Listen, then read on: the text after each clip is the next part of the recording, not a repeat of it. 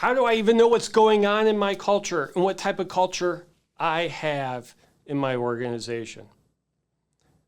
See, there's this great Deloitte study that was done a couple years ago that talked about how when they surveyed thousands of executives, what they discovered was 90% of CEOs agree that culture is either very or somewhat important within their organization.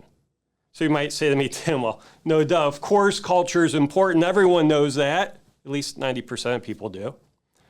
But of those same 90% of those CEOs, only 12% said that they understood the culture within their own organization. So I ask you, if the CEO doesn't understand the culture in the organization they're leading, how can we positively affect that culture? How can we make it better? How can we utilize culture to drive the organization forward? And so here's a couple warning signs.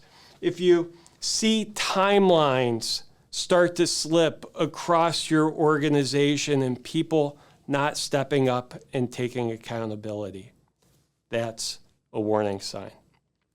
If you hear conversations at the water cooler or other places across the organization right after a meeting that should have been said in the meeting, that is a sign your culture needs some work. Or if you have an unbelievable superstar that's absolutely hitting every number, they're doing great work, but they leave a path of destruction everywhere they go and no one can stand working with them, I think we need to talk.